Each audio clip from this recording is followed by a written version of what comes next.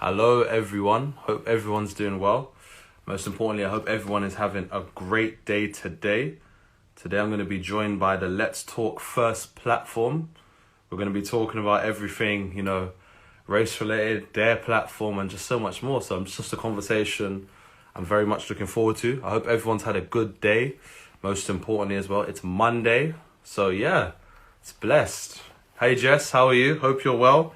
I've still got some work to work on for what's it called? TCS. So yeah. Did I say support Black Lives? Of course I do. What kind of silly question is that? Right. Whenever you're ready, let's talk first. You can jump in. I'm waiting for you.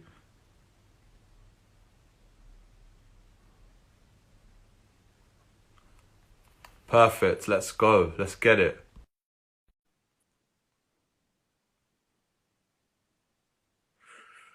Yes.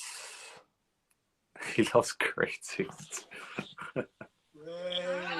Listen, how are you guys? Hello. Good, How are you? good. Can you hear us all right?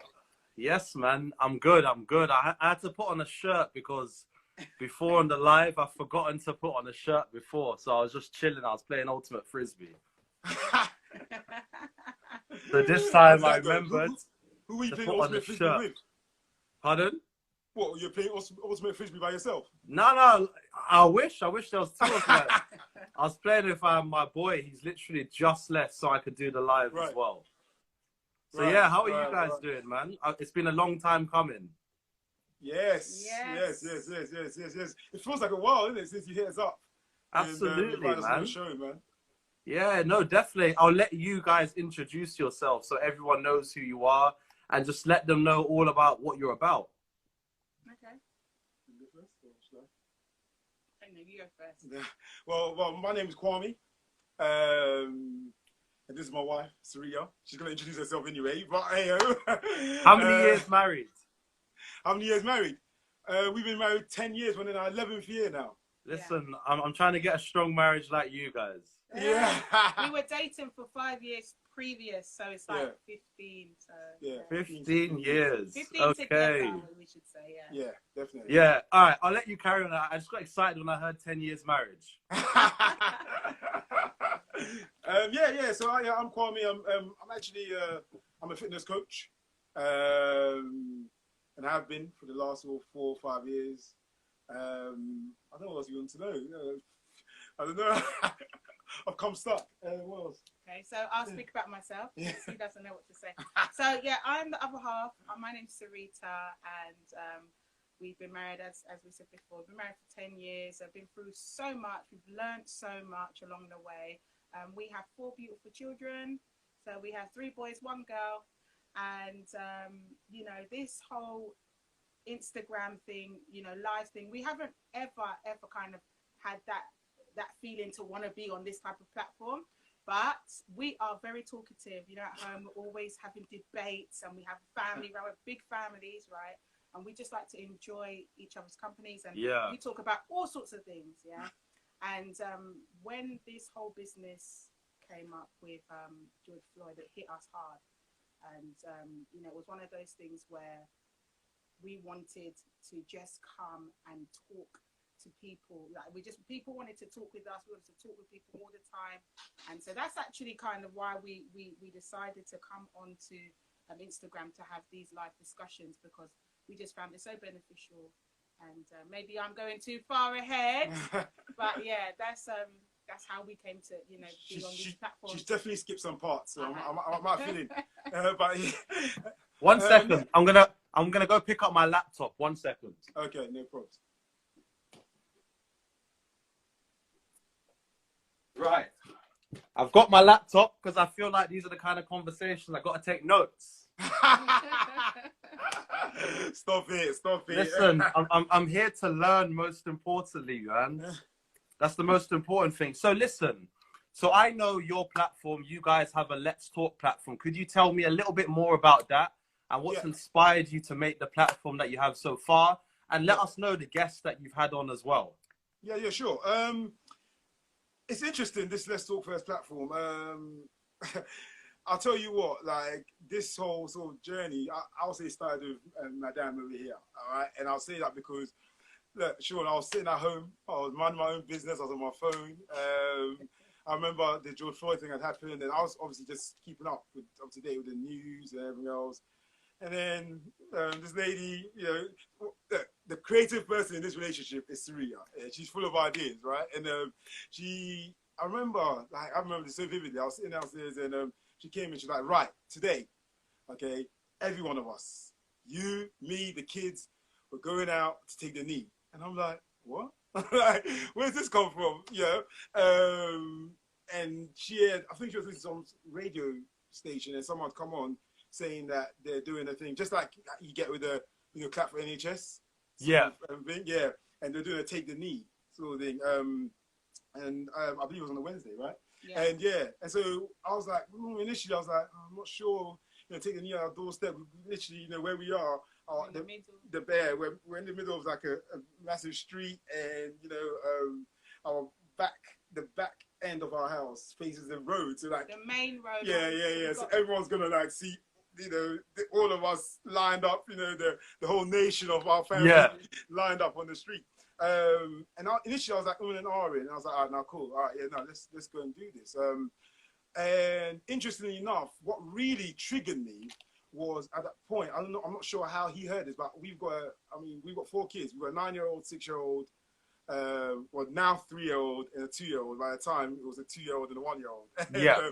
Just recently celebrated their birthdays, literally this week gone. Yeah. And basically, my 6-year-old came up to me, and he was like, "Daddy, I'm scared to go outside to take the knee." And I'm like, "Why? Why are you scared?" He's like, "Oh, because I know there's people out there who don't like black people."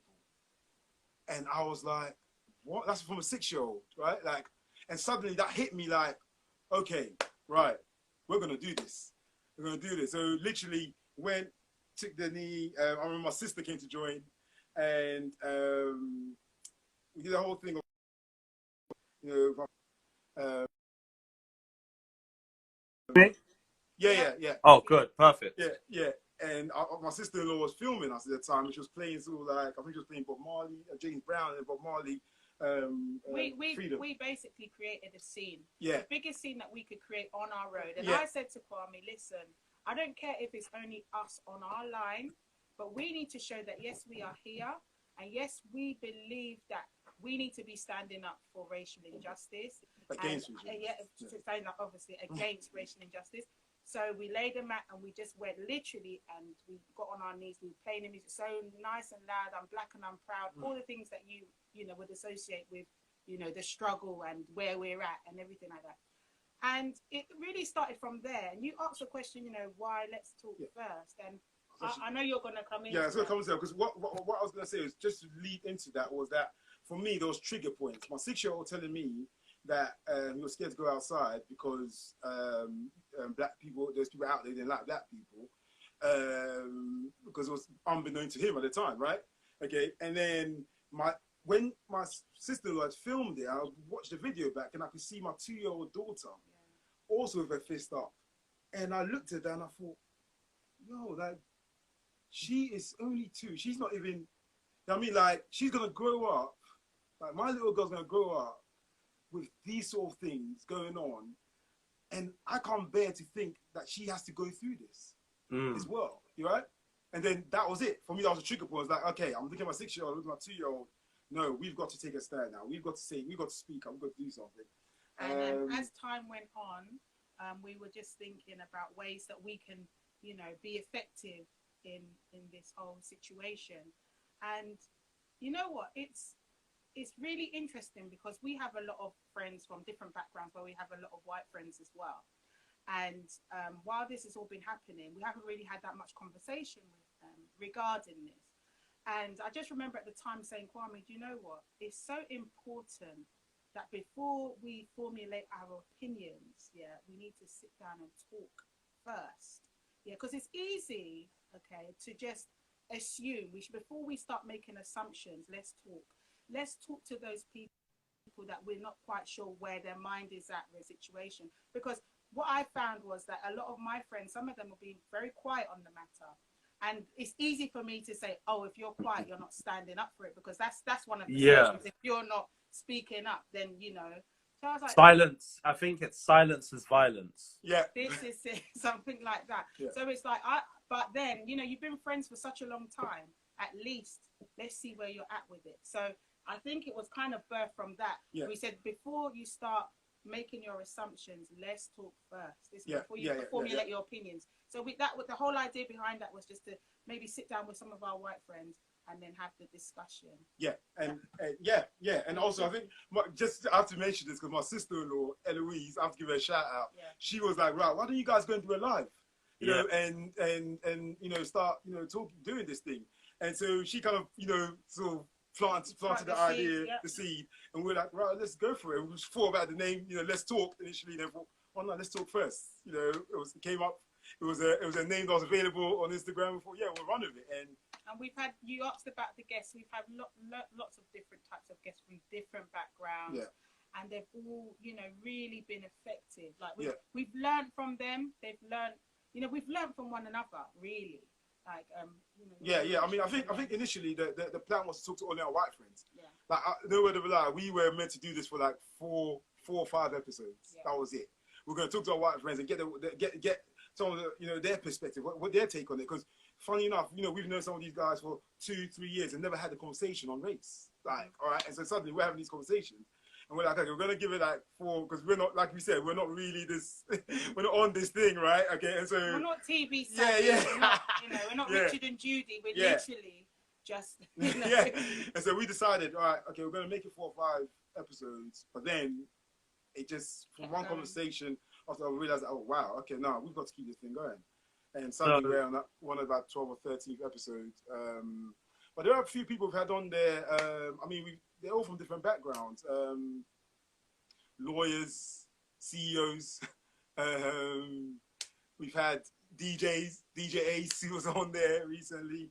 I've had my sister on there. She's had her sister on there. I had my brother-in-law on there. So it's literally, you know, in our sphere of influence, like just really having a conversation with people around us who we haven't otherwise had these conversations with. And that's where we kind of like hit off with all this, really. So Let's Talk First was created during the, I suppose, George Floyd, with what happened with George Floyd.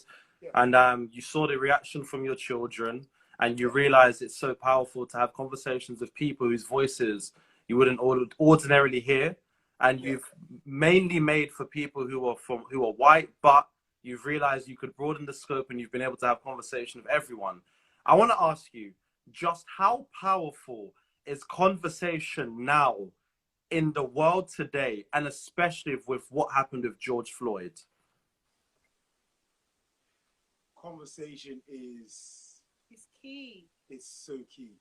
It's key. You need to be able to have that exchange, and you need to be able to listen as well. Yeah. I think, like Sarita said, I think conversation is not just a matter of just talking, but it's a matter of also listening. Yes. And gaining.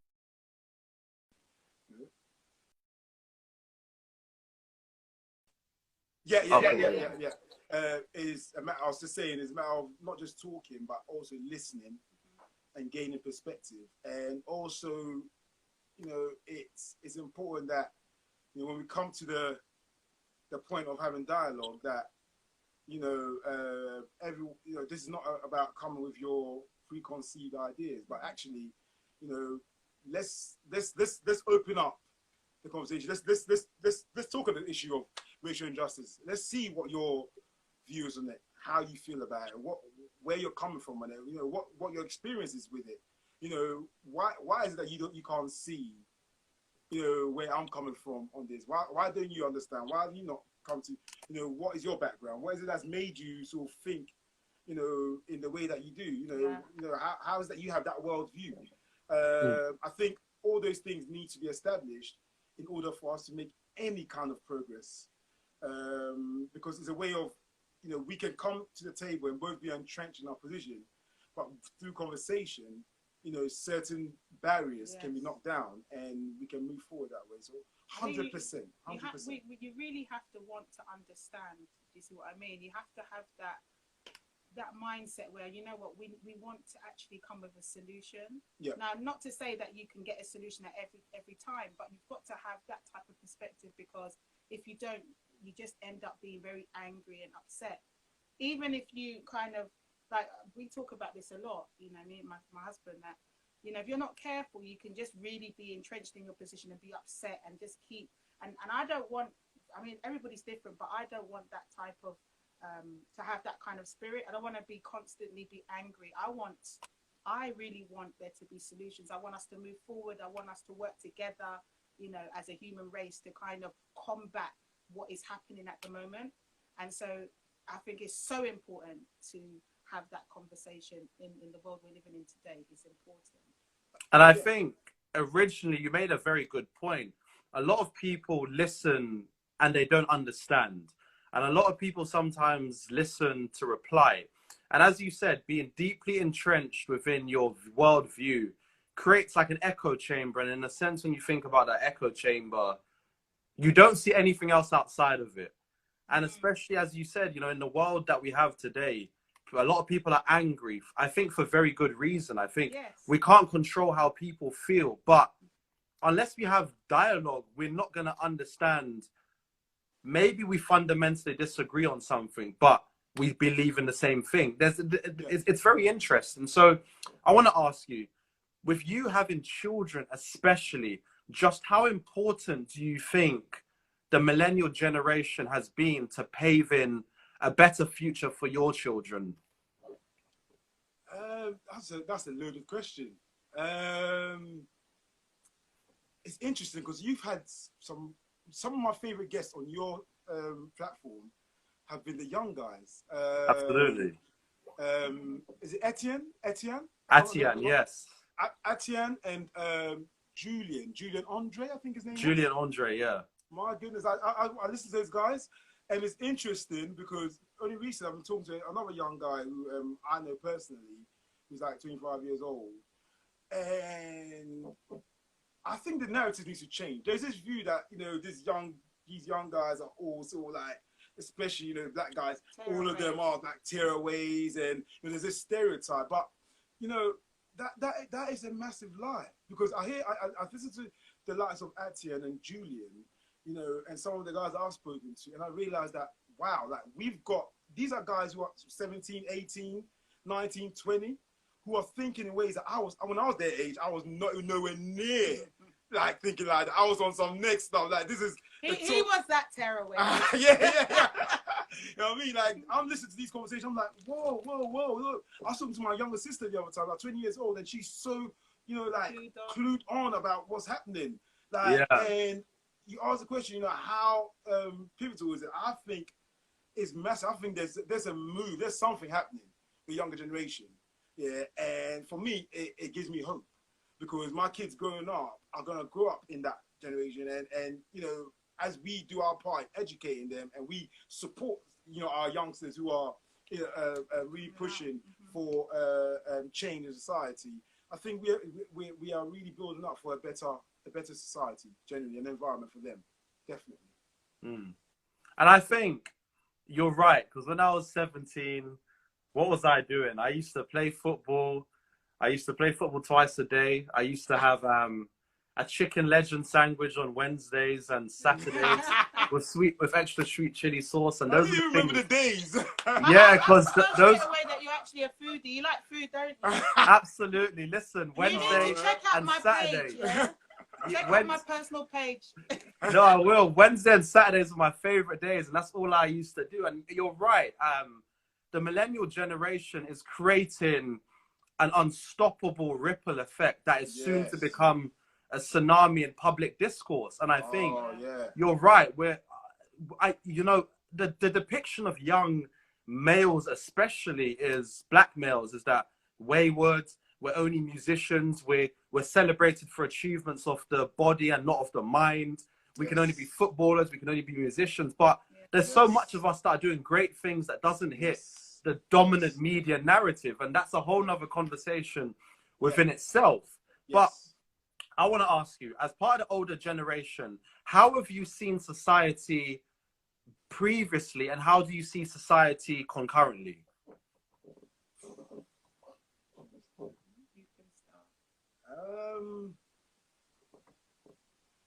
You both look like you're reminiscing. Yeah, because you know, do you know what it is? Like, I look back and there's so much that went on from when I was young that, like, to be honest with you, like, if it happened today, like, it just won't be acceptable. Like, it won't. I think that because when I speak for myself, I think I literally sort of just went through the motions of just, I hate to use the word accepting it, but I almost saw it as normal. Like, you know, in terms of my encounters with racism. I mean, my first encounter with racism was when I was about 11 years old at school. And I say 11 years old because I spent some of my education in Ghana, because that's where our parents are originally from, Ghana. Okay. And I was born here, went to Ghana when I was about 4 or 5 years old, was in the education system for about maybe 5 years, 6. Came back here when I was about 10, 11, so went straight into sort of year 6. And so obviously in Ghana, I'm not experiencing any racism, right? We're all black, you know. Yeah, and that's a very interesting point, because I saw recently a lot of African Americans are moving to Ghana because Ghana, it's not racist, and the government, I think it's Kofi Addo, the president, wants to bring people back, and he did a year of repatriation for people, African Americans, to come back and get in touch with their culture. So that's very interesting. So sorry, I'll let you go on. I just had to add that. No, that's true. Yeah. I mean, and my experience with racism at the time was no. I'll just say this. He should probably tell you that that's his uncle. No, don't do that. I just maybe you could. Yeah, it really is. Say no more. But he didn't want me to say. Don't worry about that. All right, Amos. No. Ignore that comment. So anyway, so when I came into London, I mean, I was like, you know what I mean? I didn't think racism wasn't even a thing, right? Yeah. But so when literally, I think within my first sort of week at school, I was playing football as you do at that age. I'm going for a tackle, you know, I'm a big strong lad. I'm going for a strong tackle, you know, and you know, the guy I happened to tackle was white, right? And so he's upset. Comes up to me and he goes, "What the F you doing, you effing African boo-boo?" And I'm like, well, like, you know, even then I was like, okay, he's upset. But I'm not quite sure what that whole, you know, African boo-boo thing, like, you know what I mean? Like, it was alien to me, right? So I've gone home. I said to my mom, I was clearly upset because the nature in which he approached me was very aggressive. So I've gone home and said to my mom, like, I was at school and this is what this guy said to me. And my mom had a few choice words to give me to go and say back to him when I went back the next day, as African parents do. And but that was my first instance of sort of experiencing racism. And I think as I've sort of grown up and gone through the years, I realized that there were things that I was experiencing that I didn't even sort of clock that they were, you know, discriminatory against myself, even in school. I mean, most of the secondary schools, and this will tell you sort of where I'm coming from, all the secondary schools that I went to no longer exist. They closed down. Like, oh wow, like, yeah, and that in itself is an interesting point, because only now I look back and think, wow, like most of the guys in there were ethnic minorities, you know, and then you start talking about, you know, the underfunding, you know, like, you know, the fact that, you know, not much attention was given to those educational institutions, and so what you have is, you know, loads of guys, you know, coming from, you know, poverty-stricken areas, you know, who are literally thrown into one, you know, one house, if you know what I mean, under one shelter, and the teachers are not as, you know, probably not getting paid as much, so they don't really care as much, and so there's all kinds of things going on there, and all those, I believe, are sort of the little sort of, if you want to call it, effects of their injustices against ethnic minorities, and I think now, those things do exist, but they are very, I mean, I think when I was younger, it was more overt. I think now it's a lot more covert, and that's even more dangerous, in my opinion. Absolutely, because it happens, you know, so like undercover that, like, it needs to take something, maybe it needs for it to happen a few more times before you actually clock that actually that's what's going on. You know what I mean? And that's where I think we're at the moment with It's almost like it's almost now. It's like it's a part of. It's almost like a part. You're desensitized to it, so it's all subtle, nice and subtle. Like people will say things and almost in a nice way, if you can call it a nice way. So you're not necessarily going to call it out. But now, a lot of people will stand and call things out, and that's what I'm happy at. Right now, as we're talking, when things are going, when like even something happened, a situation with his sister happened recently, regarding like a clothing brand, and I realised that where maybe she wouldn't have spoken up before, she did. And I was so proud because I was thinking to myself, do you know what, we've come a long way. Because if we were represented back then, we would just leave it be. We wouldn't say, oh, you know, we think that maybe you should have more black representation, or, you know, so that we can sell your product. We would never say nothing like that back in the day. We would just say, okay, you know, it wasn't for me. And we probably wouldn't even read too deeply into it.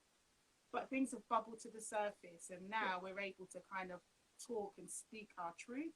And I'm happy with that, definitely. And just how, you know, I always ask everybody this question, especially for black people. We recently had the Black Pound, which was on the 27th of June, if I'm correct. And we have another one that's currently going on. Representation in one breath, I think, is great. But in another breath, I'm a bit skeptical about it, because sometimes I feel like, especially on television, you have certain individuals who don't represent many black opinions and many black thoughts or the dominant discourse. And then there's even those who do represent it, but then there's other people that it's going to also exclude. So how important do you think representation is? But how important is it to represent the diversity of black thoughts and black experiences? You asked a loaded question. No, can you give an example of the first part that you mentioned about the... So, do you know Edward Addo? I think it's Edward Addo.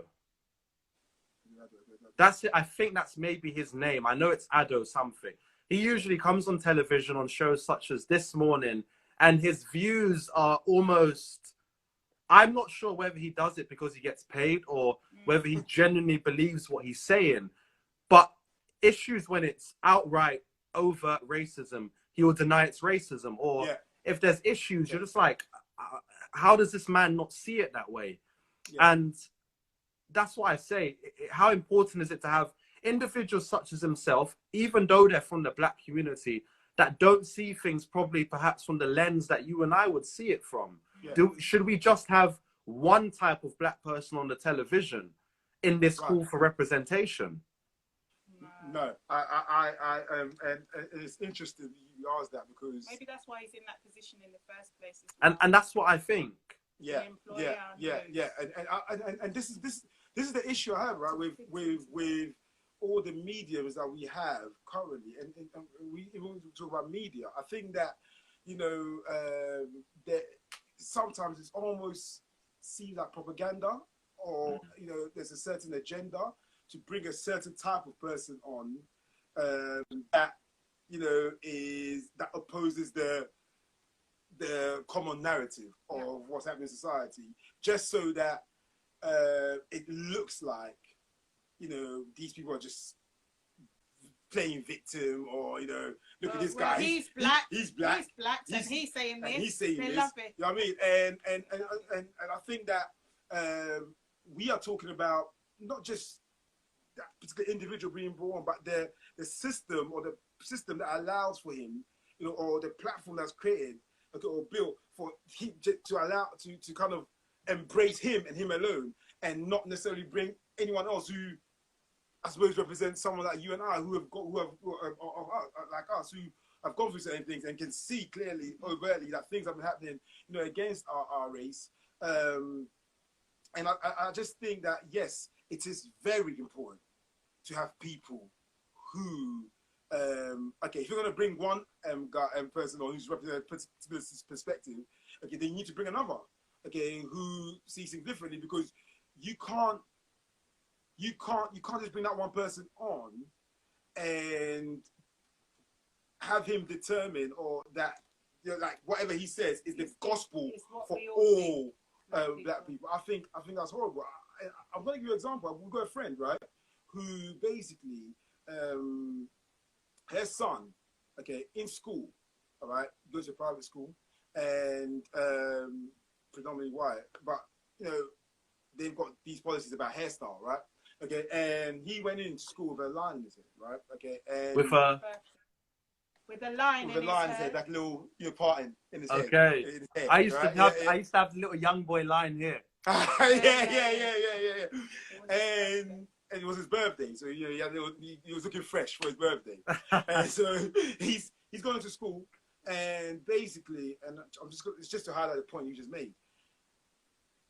He's been mullered, he's been scrutinized for it. Like, who do you think you are? How dare you come to school From the with school. that? Yeah, from the school, right? And it turns out that basically they have a black teacher, okay, in the school who they basically ask for their opinion on if a black boy comes in with a certain look or a certain hairstyle or whatever. You know, what do you think of that? And when depending on what that person says, that teacher says, they then decide to dish out a punishment. In this case, he was asked to go litter picking. All right. Okay, What, for his hairstyle? Yeah. All right. And my thing is that you've got one person. Yeah, it's almost like they picked one person. Okay, look, we're coming to you. You're black. What do you think of that? And you got to understand, from an African background, we know what that's like, where our parents used to say things like, if you come home with like cane roll in your hair, cane rolls, yeah, okay, all right, you're be like the West Indian guys or whatever. I knew that comment was coming. I knew it was coming. You know what I mean? Yeah. I knew it. That. So my thing is this, that if you get someone like that, you know what I mean, like, they will have their worldview on all these things, and they will just determine that, yo, that's wrong.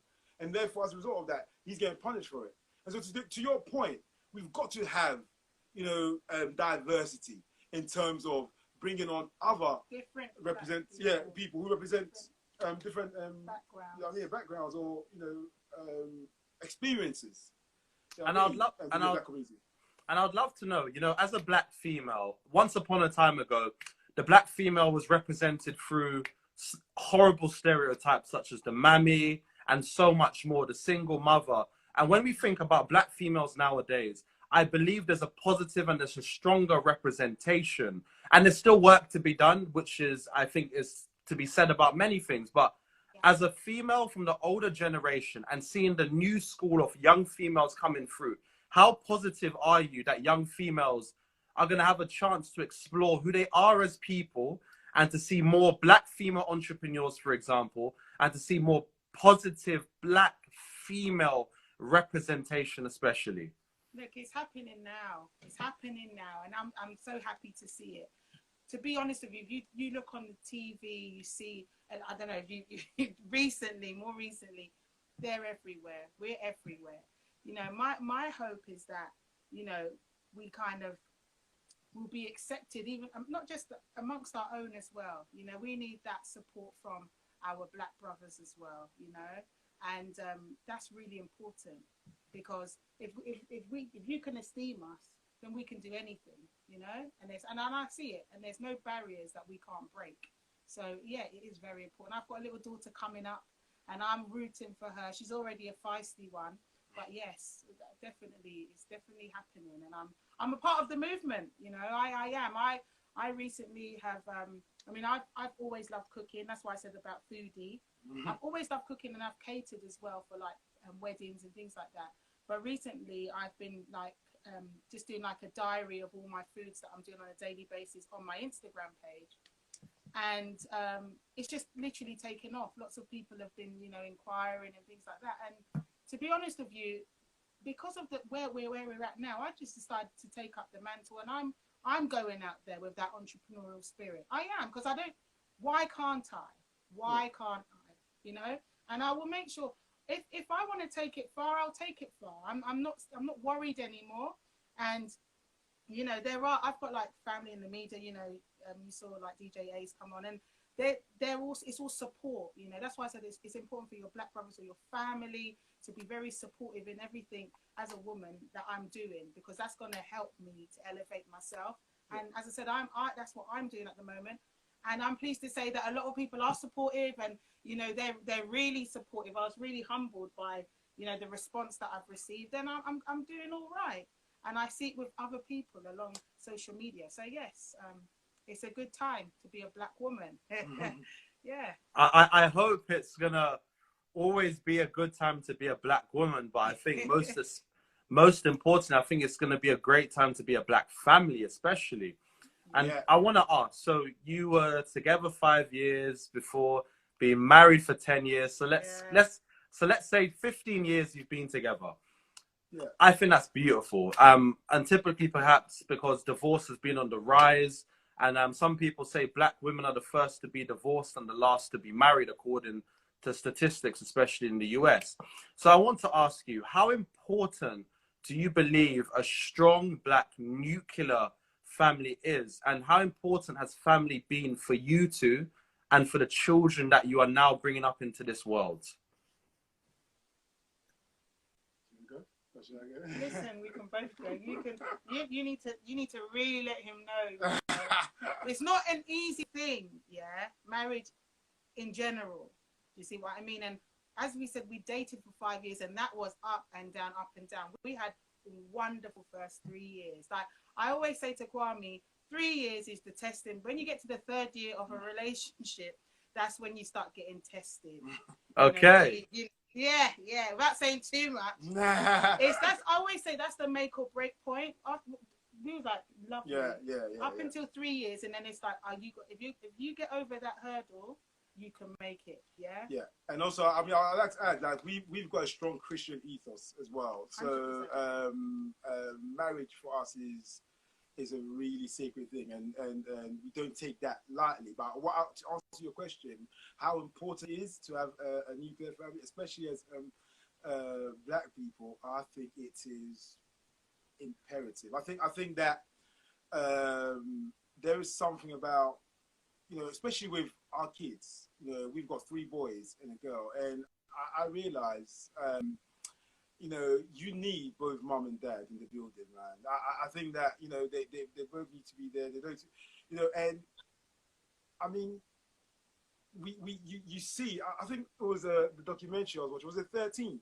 I was watching. The 13th. And yeah, 13th. Where at the end she presents like all these images of the nuclear family, because there's a stereotype. There's this notion that we are just you know, broken people, dysfunctional in our settings, and I honestly believe it's not true. We've got loads of people around us, and we can bring a whole family of people here who are all married, black people, married for years, much longer than us, you know, still together with kids, and you see how that dynamic actually impacts the children in such a positive way, and from the point of educating them and also helping them to understand, you know, the idea of, you know, respecting, you know, a black woman, because as you know, there's all kinds of things, images that are portrayed, you know, generally, and I think that all of those elements within the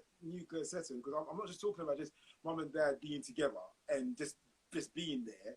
No. We're talking about investing in the children and raising them and helping them to kind of understand life and really sort of, you know, connecting with them. I think is so key. Yeah. We also recently being present emotionally, like fully. Oh, that's the one thing I believe. Being emotionally present it's valuable for humans, but especially for children. Oh, 100%. And we even recently we were talking about how important it is to be, you know, the unity aspect even in school. Like it's important for, you know, when it's what is it? Parents evenings. Parents evenings. That's it. Be present together. Present. You know, it's so important, because there is this view that, you know, it's only one parent that's going to show up, or, Or the black fathers don't care yeah, enough. it's really sad. There's just little in the system, the school system. They actually don't expect the unity, the unit. They don't expect it, because I've seen it like throughout the children's schooling. Like even when we show up for coffee mornings together, it's like, wow. Yeah. Oh, look, who's there? You know, it's like, and do you know what? It's almost like a shock. This is that, it. You know, I mean, you care enough about your children's education. I think that, especially him with his cap turned backwards, and don't expect it, honestly. Or he shows up with his scooter, you're like, ooh, you know. But it's good to have that united front and go, and you know, because it shows that you know you do. You do care about your children and the upbringing, and we're investing in them. Yeah. And don't get me wrong. I know they do exist. I know there's fatherless. I know there's the issue of fatherlessness, you know, within the community and things like that. And I think that, but I do think that is really pushed to the forefront. Yeah. And so it's almost as though, I mean, if you saw that reaction from you, you know what I mean? Like generally, it's almost as though when you see a black couple, you know, who have been together for like, you say, how long have you been married for? You say 10 years, like, raw. Young black couple married for 10 years. Like, you know what I mean? And it's almost like, and that is just a thing where, you know, it's almost like, wow, what a shock. But why should it be a shock? To be fair, Sean, I think we just generally, we have to try hard, you know, to make it work. Because we do have problems. We go through our problems. But it's not just about, because it's too easy to quit. It's easy to quit. I can go and say, oh, I've had enough. It's been 6 years. I'm going to go and just get a divorce. No. Fight. Because, do you know what? People change. Kwame, you can't run nowhere. No. Nowhere to run, bro. He can run, but the point where am I going to go, though, Sean? I don't think I like you, Sean. No, listen. We've got to fight, because guess what? There's something really important about the family unit. You know, you've got kids growing up there watching you. Do you see what I mean? So they need to know that you don't give up at hurdles. You need to jump there. You've got to jump. And if you jump high enough, you will get over. It won't always fall down. So you've got to instill those things in your children. Do you see what I mean? So we are the standard. That's why it's important that we fight for it. Isn't it? 100%. I'll go days where we won't talk. That's fine. But we, in the back of our mind, we know, you know what, he ain't going nowhere, I'm going nowhere. So we might have that breathing space, but you've got to get it right. There's always that. Like, no matter what. Like, when I come home, you know what I mean, we're sleeping in the same bed, so we're going to have to sort this thing out one way or the other. Like, no one's going nowhere. This is where we're at, you know what I mean? And we've got kids to think about as well. So it's not that simple, you know? We're in this thing.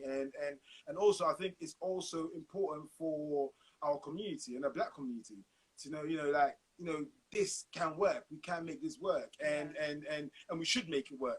And for those who have put out that view or that perception that we are always broken and we're from single parent homes and all of that, no, you're wrong. I mean, there's a whole gang of us, who are like this. You know what I mean? And that needs to be pushed to the forefront. I think that we're going to be seeing that a lot more. 100%. It's interesting because punch therapy it's my neighbor, right 2 doors away. So that's Paul saying monogamy is scary. And I suppose why I was quite surprised to see that you've been married for 10 years is because, as I said, marriage is on the decline and less people are getting married. More people are entering civil partnerships. More people are staying in the same house and becoming, just partners within the home. I think marriage in some aspects still has its importance.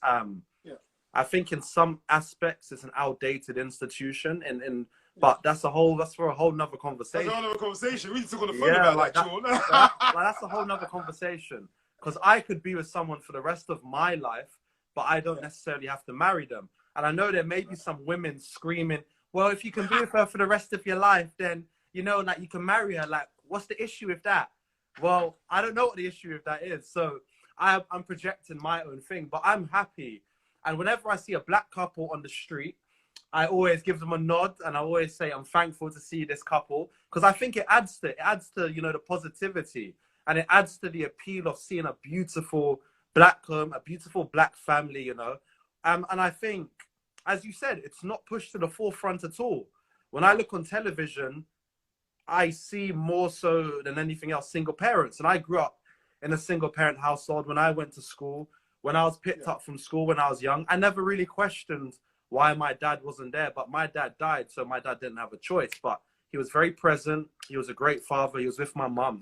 So I don't want to ask you, when you look at your children, and you have 3 boys and you have 1 girl, and you have seen the importance of being a mother and a father in your child's life. You've seen the importance of both of your roles. Now, I want to ask you, there might be parents out there that are single parents and they doubt their role in their child's life. What would be your advice to them, especially as a family that's together, most importantly? But what would your advice be to those single parents who perhaps are struggling and feel they can't raise a black child by themselves, or just a child by themselves? What would be your advice? Personally, I spoke to somebody just today about this. They actually have brought up their children, I should say, by themselves. And it just turns out that one of the children, didn't come out the way in which she would have liked, really faced a lot of struggles in terms of crime and stuff like that. But you know what? You can only do your best. Yeah.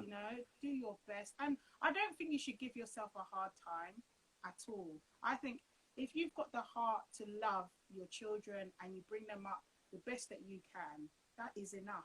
I feel like we put a lot of pressure on ourselves, even with having both parents present. It's still a struggle sometimes. You think, oh gosh, because sometimes you feel like the load is more on yourself than it is of your partner. So you can feel those types of struggles. However, I really feel like, as long as you're doing your best, honestly, from your heart, I don't feel like you should put those additional pressures on yourself. Obviously, the pressures of life is there, but that's and also I do think that sometimes we become very isolated in our settings, and I think that especially for us as black people, I'm going to talk from a black person experience, we have become so good at not opening up. Absolutely. We have become so good at not talking and reaching out, and a lot of the time there's a lot of help out there. We just don't put ourselves on the plane to actually get the help. And I think that if you are going through struggles, I think there's people you can talk to. I think that even friends you can speak to. Who may be in a different situation. Like, there'll be friends who may be like us. We've got single friends. We've got friends who are raising kids on their own, and we can help with giving them advice and helping them to kind of. Even with the kids, that's the thing is networking is so important. I've got a whole heap of kids in my house, but if you're tired, bring your child to me. I'll be it's fine because that's how it is. You have to help one another out. Well, they say it takes a village to raise a child, so you perfectly epitomize that. Yes, absolutely, and it works because it gives people need a rest sometimes. Don't be afraid to open up. Yeah, raising kids is challenging. There's no doubt about it. Whether you're single or it is challenging. And the thing is that because you're dealing with another human being who's growing up with and going out there and being influenced and picking up all kinds of ideals. And so the thing is that it's important to reach out. I think reach out, look. Speak to someone. Sometimes you may not necessarily have the sorry to hear about your dad, but he passed. But you can bring in certain figures who can be father figures. I think I was reading Carla's book. Yeah, he said his stepdad was his father figure. And his uncle too. His Uncle Off, I think his name was. Didn't his Uncle Arthur was at the Hackney Empire and introduced him? Yes, I think it was his Uncle Off or something like that. Yeah. And, but that was a father figure in his life. And I think that those people exist. I think that is important. Reach out, speak to someone. I guess it's not suffering in silence. Yeah, don't. Because that's when, all sorts of things can happen, mental health issues, you need to kind of really have a place where you can open up and feel free to talk about anything that's bothering you. Do you know what I think? Sorry, go ahead. I was going to say, by the way, shout out to people like Atian and Akala, because we're all from the same end, we're all from Camden, so grew up in Camden as well, so North London needs to drop in a Babylon, man. Southwest all the way, man, all the way. I'm joking. We don't do postcode wars. No man here dies for postcode. None of that.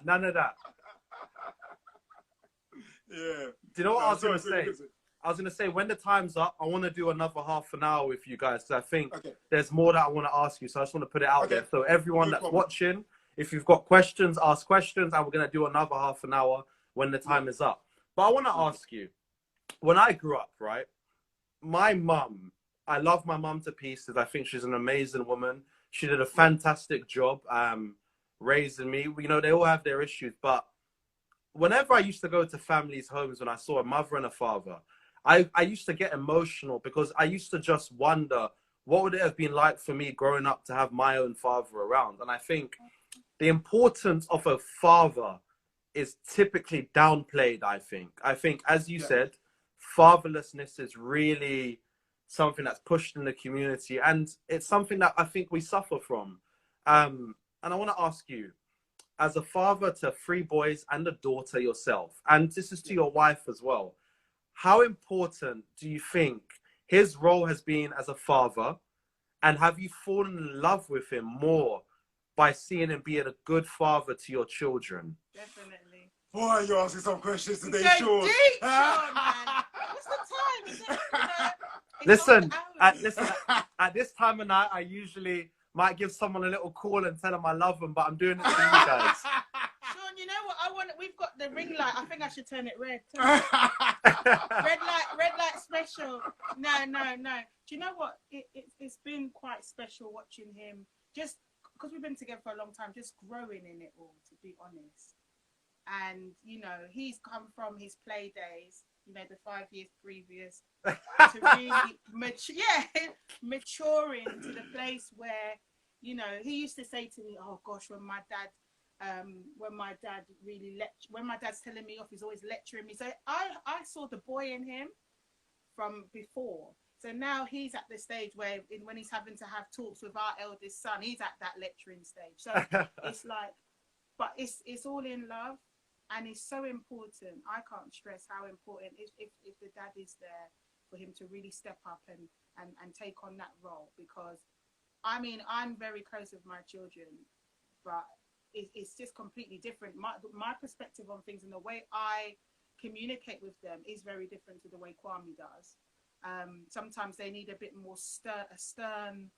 The sternness that he gives is different to the sternness I give. I can be strict, yes, but then when Daddy says something, it's like, ooh, I think man of the house. I think Khonshu from the Manhood Academy said there was a psychological paper that said there's something called man tone, that when a man speaks, children, it's almost as if they perk up and listen. Yeah. It's authoritative, it's almost biological. They can't help it.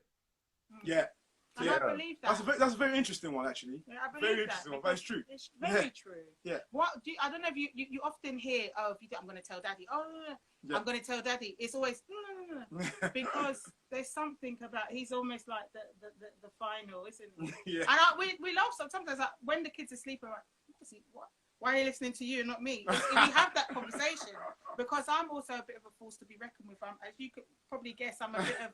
I can also, you know, really be authoritative, but he honestly, they are in awe of him. They look up to him. They actually see him as a role model. Oh, Daddy, when you go to the gym, Daddy, when can I go to the gym? Well, 9-year-old won't stop. Yeah, he won't stop. Really... He's 9, and every time I go to the gym, he's like, oh, why can't I come with you? I want to come to the gym with you. I want to...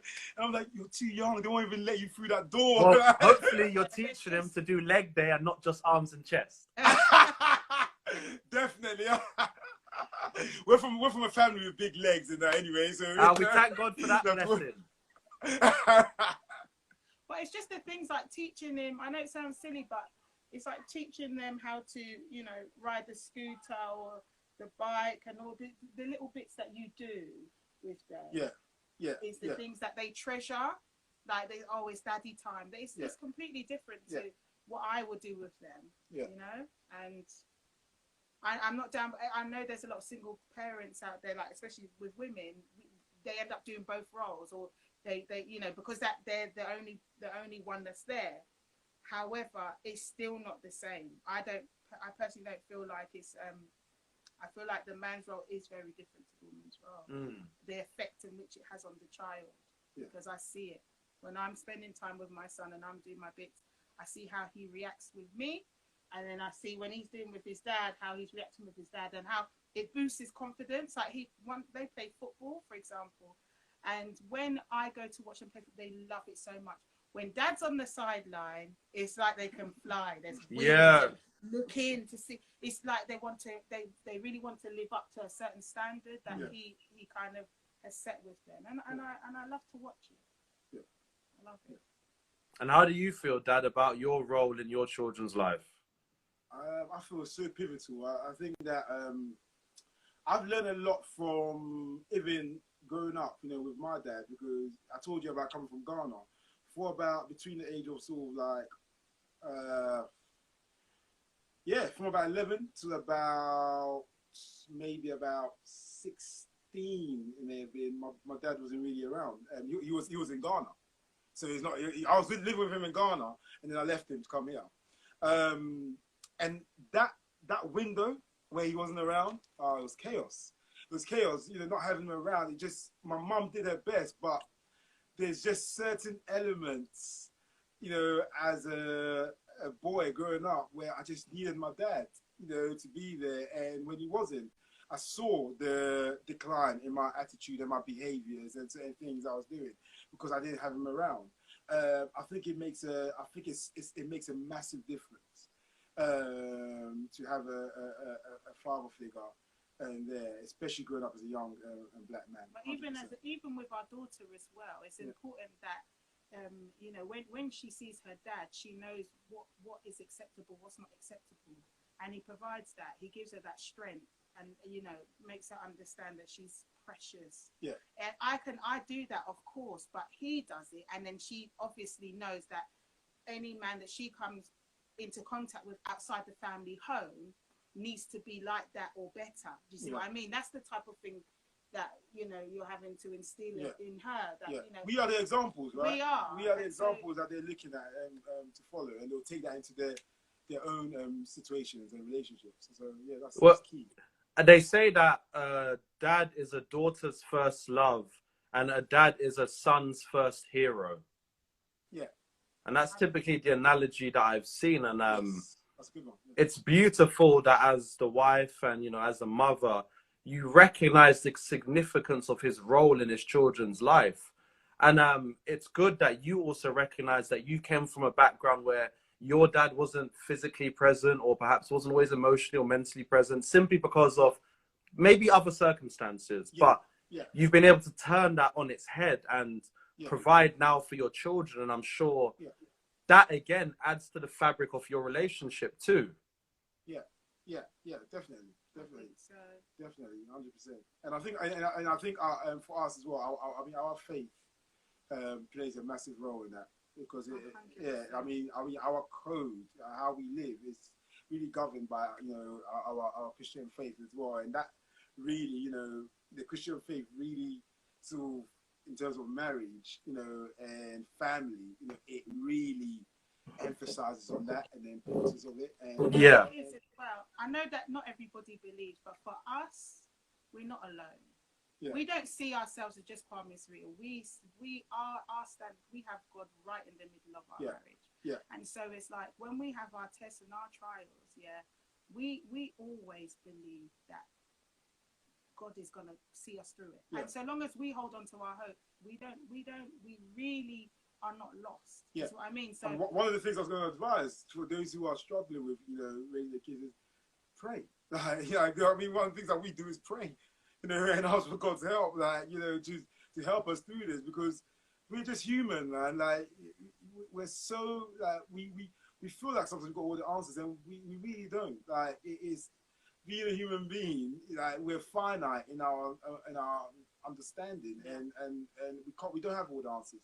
Sometimes we need, you know, some divine intervention to get things right. And I absolutely that totally, 100%. Let me end this quickly, and then to everyone watching, we're going to do another 30 minutes, because there's two of you, and I still think there's more that I would love to talk about. Sure. There's more questions I've got to ask you. So let me end this. I'm going to save it onto my page so everyone can come and catch it. And I'm going to come back on in 1 minute and 30 seconds. Okay. Or so if you see me on the live before that, then come and jump in. Let me just save this before this cuts out, I'll be back. Right. Cool. See you soon. All right, hey everyone, we're back. We're going to go for another half an hour with the Let's Talk First platform. We literally just did a part one, but I said I wanted to do another half an hour because there were so many questions I wanted to ask them because they've been married for 10 years and they just epitomize a strong black nuclear family. So this is just the kind of conversation that we got to have, and they've already requested. Part one is already on my Instagram. I've just uploaded it, so check that out.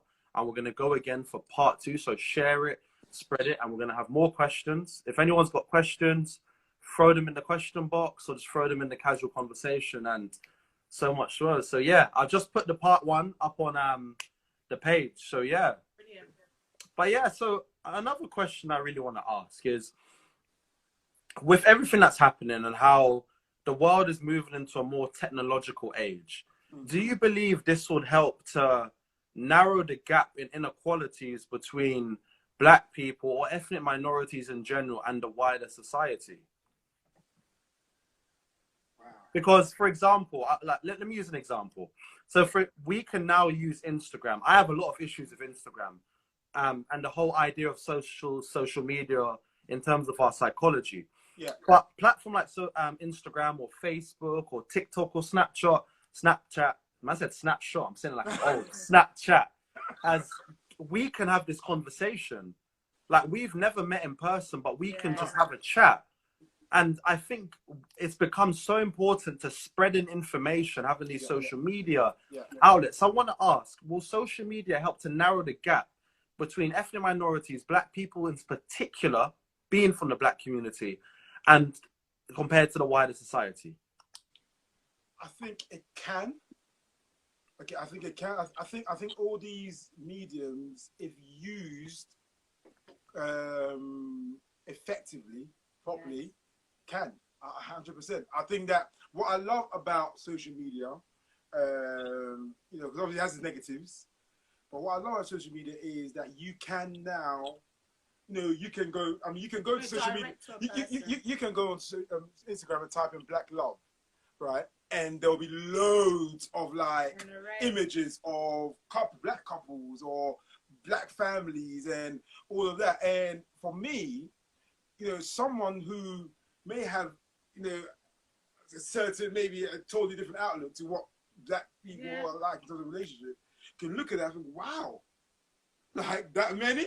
Like, and also, you know, another thing, you see something like typing in Africa, for example, you will start to see all different countries, you know? And whereas before, when you think about Africa, it's really sad, but first of all, people wouldn't necessarily think, oh, you know, so many different countries. They'll just see a mud hut with, you know, just a particular view that the world like Africa being a country rather than a continent. Very deprived, very deprived in all areas. Whereas now, there's an array of things that you can discover, and that's what these platforms are providing. So yes, it can close the gap. But as you said, there are elements also that, you know, like you don't really. People need to talk more. We need to get out and conversate. And it's just all in your phone or all in your device. I think the balance. We need to get that balance. I think whatever's projected through social media needs to be sort of outworked in real life as well. And I think that sometimes we kind of sort of settle on that. There's moments where I'll just come off social media because it kind of sort of also gives you a false sense of reality. And I think that we have to kind of understand that, you know, like if you go to someone's page and all they're doing is smiling, you know that that's not real, right? Like, no, there's no one in this world who can tell me that they don't go through any kind of trouble. You know, but you can go on someone's page, and I think part of the issues with mental health and all of that is that where someone looks on someone else's page and they see that this person is living the good life, and they don't see the other side, you know, what's happening on the other side. And I think that that is the sort of the negative aspect of social media, where it can give you a false sense of what reality is, but it's not all the time. Like it's not as a whole. Over time, we will get it right. We just need to kind of get that balance right. Yeah. And it's interesting because social media, it's designed to be addictive. When you look at the Instagram feed, it's built like a casino, and you're looking for your next dopamine hit by the more and more you scroll. And even notifications, they're all dopamine ticks in your head. And I want to ask you as well. So in finding that balance, having this phone or a phone in general, it's literally having the world at your fingertips, and you have access to anything. You have children. Yeah. Is it safe to give children smartphones when the phone sometimes is smarter than the child itself? Listen, at the moment, you've got to understand, this is actually a current Let's Talk First situation in our household. No. We are having a conversation about... Yes, spill the tea, spill the tea. You've got there again, Sean. We're currently having a conversation. I am right now, my Surya wants our son, our eldest son, to have a mobile phone. There's a mobile phone in our house. How old is your eldest? He's 9. No, but... You want him to have a mobile phone? No, See, there you go. I like that look on your face, Sean, what did I tell you Let's Talk First was about? That before you start formulating your opinions, let's talk, yeah? Don't assume.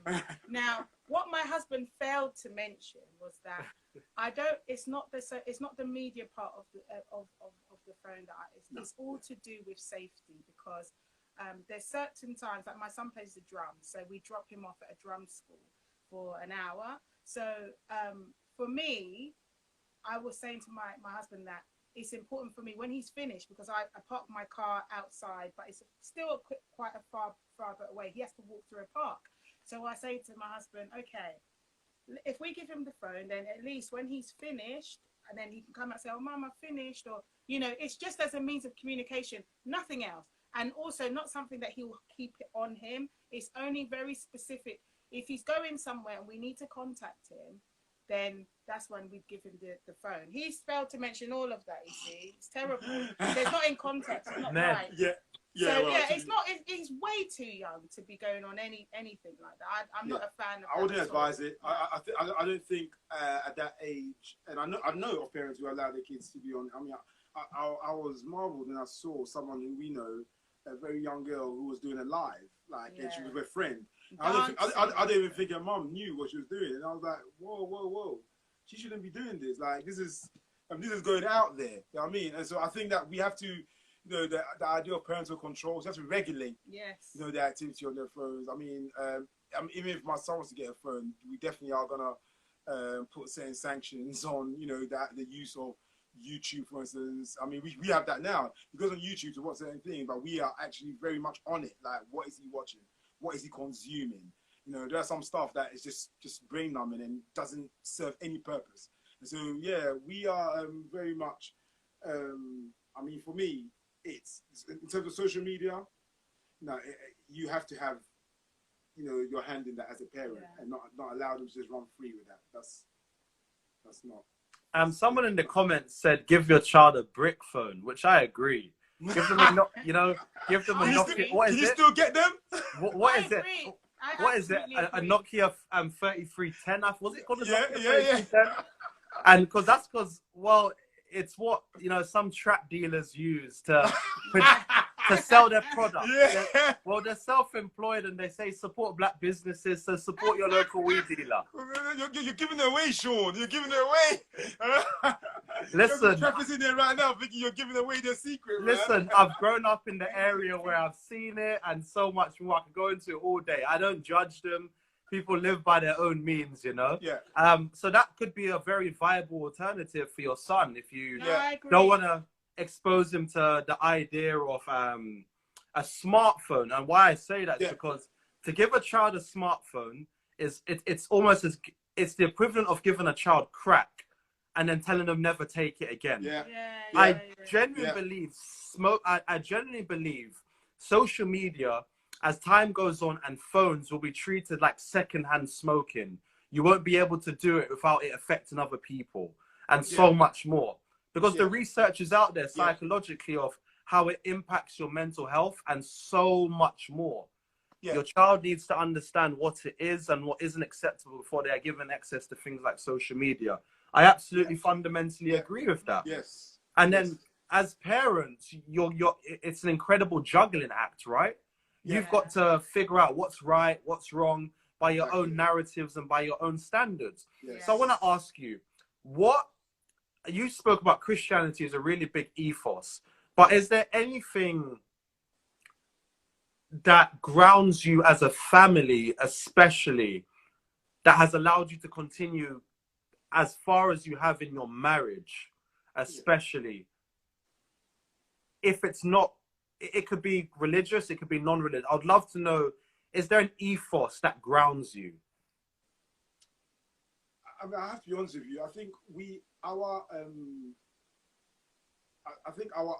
our faith really is the foundation of, because, you know, our kids are very much aware of the faith as well. Yeah, yeah. So and it's not even just us that are passing it down to them. They learn with us. Yeah, So yeah. it's very, they pick up on things that Yeah. even we may not have picked up Yeah. on. It's so important. Yeah. Our principles are literally, I mean, founded on that. And I think that how we sort of carry ourselves and how we go about doing things, I mean, like, don't get me wrong, we're human. We have all the various challenges that we do, but even how we handle crisis and everything else really finds its basis in how we believe. You know, we believe in the language of love, and we believe that, you know, love, you know, like the Bible says, you know, covers a multitude of sins. And so we're very much a firm believer and believers of, you know, even when we are at that place of, you know, at loggerheads, whatever, that forgiveness, and trying all to of those resolve things. elements.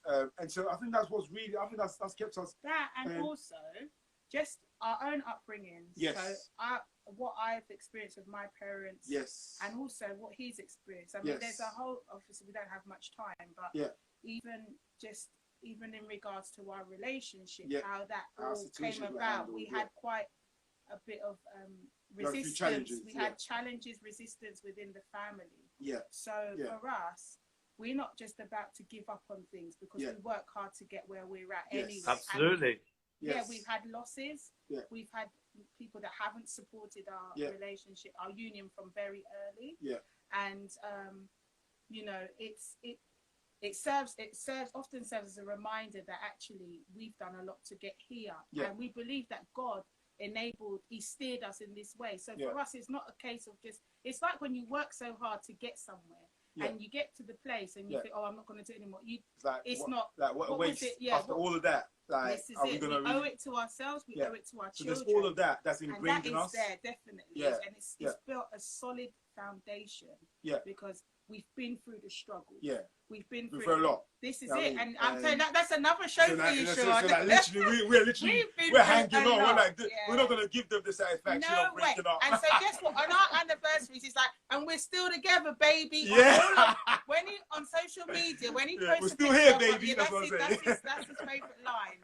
Because we faced the biggest opposition from the closest. And this man here is an amazing man, because there's not many men that would have been able to go through what he went through in terms of his struggles with his own family, just to be with me and to have this family setting. So for me, even when things are tough, also God will drop it in my head and say, Sarita, he gave up a lot for you. You see what I mean? So just be a bit amen. Amen.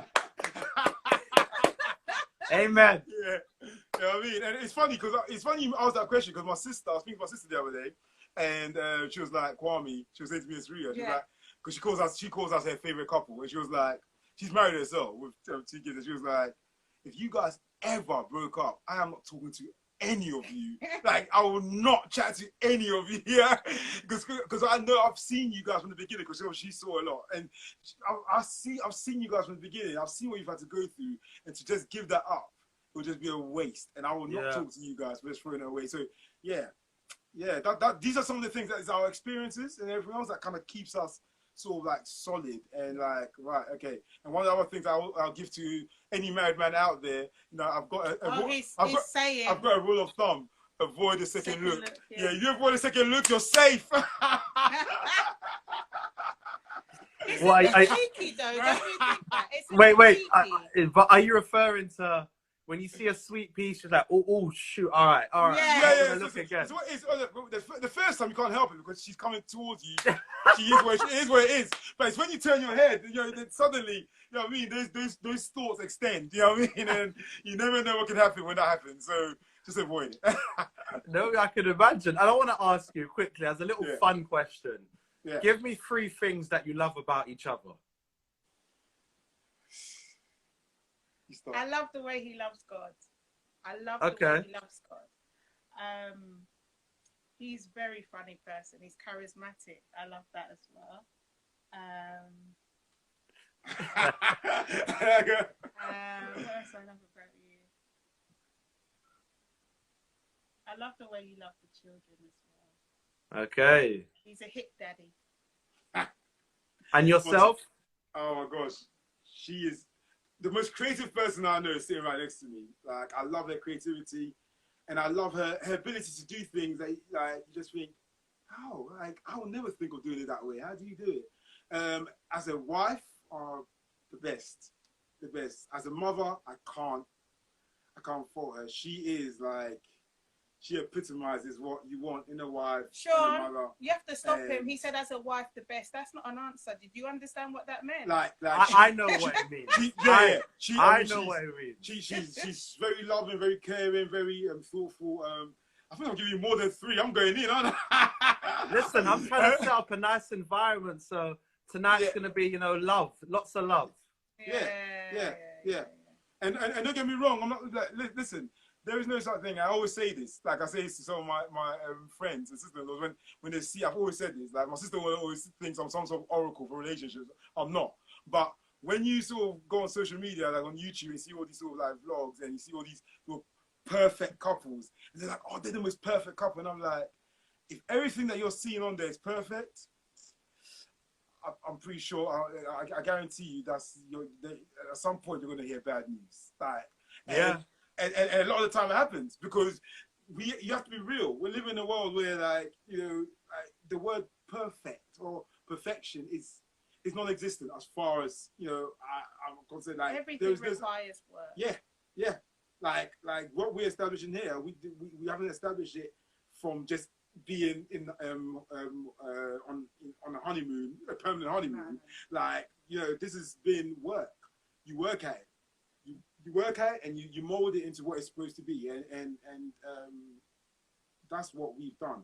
And, you know, we still have our challenges, but, you know, we know that the foundation is solid, and so you can have a solid foundation, and, you know, the winds will be blowing. Sometimes you see the curtains going one way, you know, maybe the door might come off a little bit, but the foundation, the house is still there. And maybe you take a second look. Yeah. Yeah, I mean. Yeah, well. You know something, Sean? We don't know anything about you. We don't know nothing about you. We may have to get you on. Let's talk first. Like, listen, you got to bring me on the platform so you ask about me, because now 100%, all the focus is all on you. I want people to see how beautiful, first of all, as a couple you are. Second, the platform that you've created, and I just wanted to take this time just to get to know you more. And I think it's because, as I said, I want to use my platform to encourage and to bring different people on from different walks of life, because I grew up Christian, but I'm not Christian anymore. But to hear how important and how fundamental Christianity has been to your relationship is very refreshing. Because maybe I had a negative opinion or I had a wrong experience of Christianity. So it's great for me to come on and be able to have you on my platform to have this conversation. So I have to let the light shine on you too. So that's the most important thing. Appreciate it, bro. No, it's honestly, amazing what you're doing. It's honest to come on. You've had some wonderful guests on here, and I've learned a lot, honestly, like just from your guests that you've had on as well. And it's brilliant. It's brilliant what you're doing. It's brilliant. Like, I noticed there's a few platforms where they're having these conversations, and I love the fact that these conversations are happening all over, and we're doing our little part. And I always say that whatever your sphere of influence is, use it. Just use your platform, no matter how big or small. You know, because it's all about, you know, challenging minds and educating minds. And, you know, it only takes one person to bring about a massive change. And so don't take for granted the people who you are reaching out to. I think with Let's Talk First, that's been our thing. That, you know, we may not have 1 million followers, but you know what? There's a few people that we with that conversation, we know that from having conversations with certain people, they've gone out there in their workplaces, are making change and affecting change in the communities.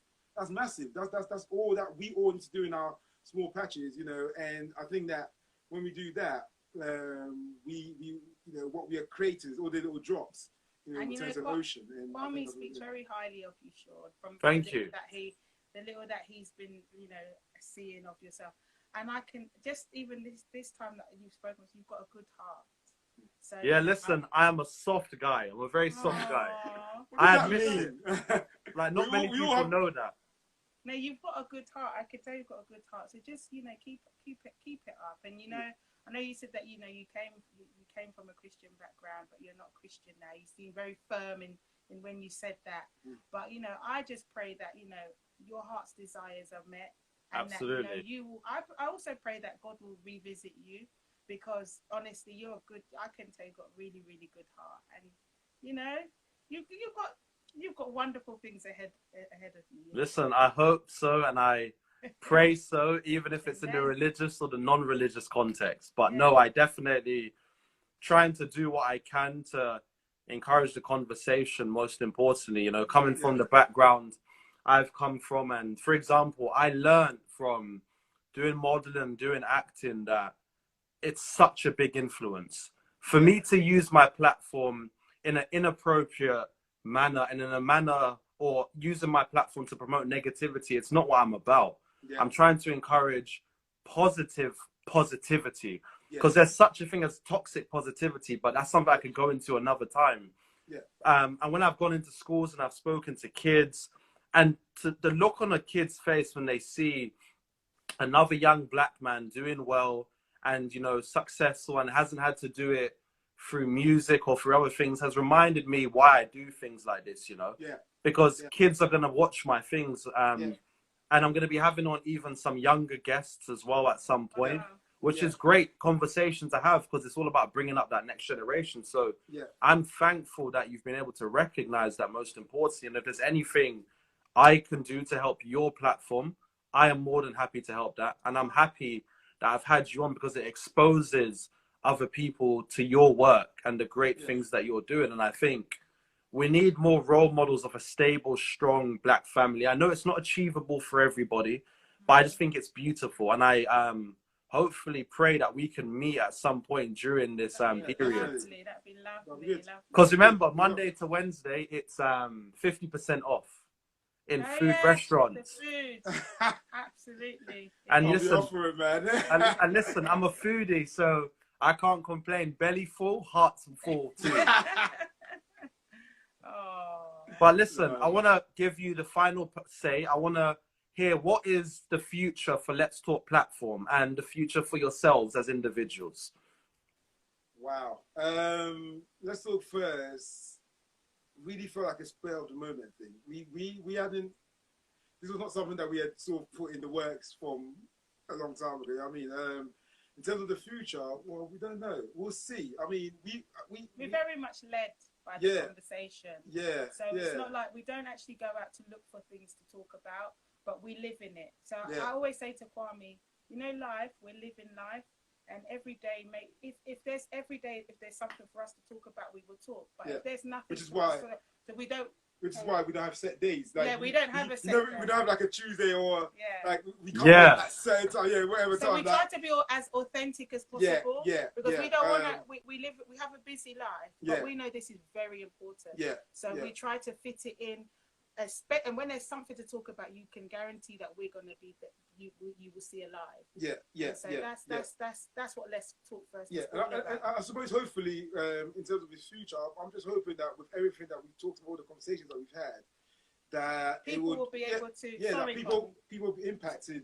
And be able to be influences in their own little areas. Like even if I don't know who you are and you've gone on there and watching, you're doing your bit where you are. I am. You know, for me, that is it. Good. That is it. Because what we really want to see is just change. We just want to see change in society. And if someone comes to our show, sees onto our platform, sees here's a conversation, and they're moved to take action and go and positively impact their community or their family or whatever. That is it. That's the achievement right there. It's not an entertainment show. We're not doing it for entertainment. We're not doing it for money. We're doing it to really just bring about a solution in all of this. And we just want to be part of that solution. And so we'll see. Who knows? Only God knows what the future holds. Let's Talk first, but we'll see how it goes. No, absolutely. I just got to say, I feel so positive and I feel uplifted just having this conversation with you. And again, seeing a happily married couple for 10 years speak about what's kept their relationship alive and how you found his role as a father important and how you love her and how you've grown together. Got a special guest who's come to join us, Sean. Sorry. Oh, you got a special guest. Angel, look. Say hi to Uncle Sean. Hello. I was saying to your mum and dad that you've got great parents. But no, thank you for taking the time to both have this conversation. And I pray there's lessons that anyone who's watching this will be able to learn about how to keep a relationship alive and how obstacles shouldn't push you away from each other, but push you closer together. Yes, definitely. Oh, definitely. Thank you, Sean. Definitely. Listen, Appreciate you, bro. Thank you honestly. so much for having us. Definitely. It's an honor. So And keep it's doing what you're lovely doing, to man. meet you. Lovely to Listen, We'll stay in touch. always. We'll stay in touch. Absolutely. Listen, I'm free anytime. So when you want to catch some food, let's catch some food. Definitely, man. We'll be up for that. 100%. Make sure you follow my page, Sean. Yeah. Sarita Listen, send me the page and the thing will be done. And then you tell me the food that you like, and I'll make sure I'll do something special. Or better, I can come to your house and I can learn. Amazing! That's brilliant. Listen, I'm the kind of man. A man should be able to cook and provide for his woman too. Yes, I like that show. Well, you better come and teach me then. Hey, Kwame, listen. If your wife comes home and there's no food on the table for her, you failed. I love what you're saying, Sean. After this great conversation, you're going to end on that note, Sean. I'm disappointed, bro. Listen, I'm telling you, all these men out there. You're getting amen. You're preaching now, Sean. Listen, all these men out there that their woman comes home and they're coming home to an empty belly. Them things don't run with me, man. You can't do them things. See. This is why these conversations need to happen. So now I've been impacted by you. Now I'm gonna have to start cooking again. You have to. Listen. Thanks, Sean. Thanks. Listen, you have to, man, because men always expect a woman to come home and have food on the table. You got to do the same. It has to be reciprocal. Sorry, Sean. How old are you? I know you single. I'm 26. I have some sisters. Sorry. I'm 26. I have sisters. We'll talk after the show. I've got sisters, and we will talk after the show. Oh, hey, boy. Looks like you guys trying to set me up for some kind of Christian take me out. Wow. Oh, dear. But no, thank you. It's been a pleasure. Thank you for having us on, man. Thank you. Most definite. And we'll keep in contact. And at a later date, we've got to do another part 2. And just send me dates when you want me on the show, and I'll happily come and join you on your platform. I'm pretty much free anytime, so. Yeah. Okay, we'll make it happen. So yeah, we'll make it happen. I hope everyone who's watched it has enjoyed, most importantly. And if anyone, wants to check out Let's Talk platform, go and support the work they do. Support the wife too, the cooking page, and just comment, like, share, and repost. If you can repost Drake, if you can repost anyone else, you can repost the local people that are doing great work, such as Let's Talk. So, thank you so much. Thank you so much. Thank you. Anytime. We'll talk soon. Yeah, take care. Yeah, definitely. Have a great evening. Stay safe, everyone. Bye. Peace. Bye. Bye.